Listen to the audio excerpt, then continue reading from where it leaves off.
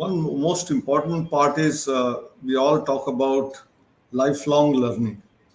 We talk about self-learning by students. We keep advising them. But are TPOs, are the vice chancellors, are the principals doing that is the question which they should pose for themselves more effectively than what you were able to do earlier. That is the first part. And while telling that, you were also saying in the beginning about COVID, and then you talked about AI, as though they are going to disrupt, they are going to change. I suddenly recollected the word VUCA, which was VUCA. That's a very common parlance in management schools. Yes, sir. And they say VUCA, VUCA stands for volatile, uncertain, complex, and ambiguous. Ambiguous, yes. And I have been telling in many webinars for a long time, for the last decade, before pandemic came.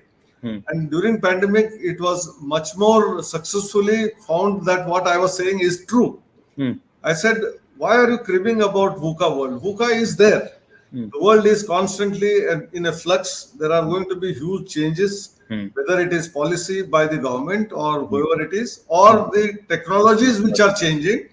And therefore, you need to get adjusted to that. You have no choice. And therefore, I used to reverse the words, VUCA to A, then C, then U and V, and say if you have a proper attitude, if you adapt to the change, you accept the change, that is A.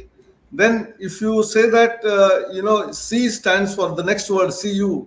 C is if you accept to collaborate, cooperate with conviction, with courage.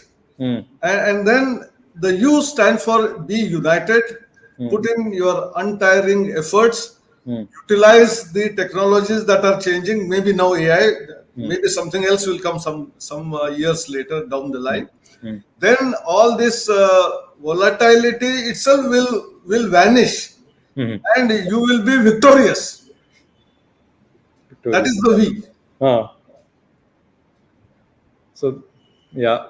So basically, adapt, collaborate, be united, and you will emerge victorious. Untiring efforts. Untiring efforts, and then you will emerge victorious. I think we often talk about another term called work-life balance. So it means at the family friends, we must also be in touch with them so that we get some kind of a relaxation. In fact, the other concept is change of work is relaxation. So if a training and placement officer is having multiple duties, each time the function changes, you must think that now you are relaxing. So you are taking class, therefore you are preparing for the class. That is one type of activity.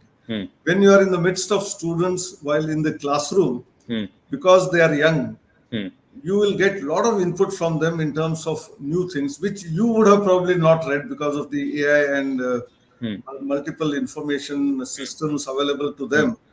And that discussion will enrich you. In fact, you don't have to go through all the videos. In fact, some of the students who have gone through the videos will discuss about those issues, and you learn a lot. Sarvesh, whatever sometimes we discuss with you, I learn from you. And similarly, I can learn from my students.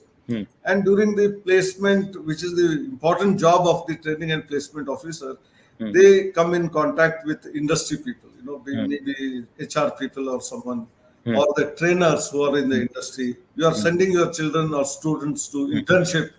So you get across people, you just chat with them, what are the things you are doing. So I think a lot of information which comes in is a refreshing one. Actually, that is where you get what we call as energy. And that is where you will start rejoicing it, enjoying it. Then that 24 hours work also will appear to be, you are able to do it.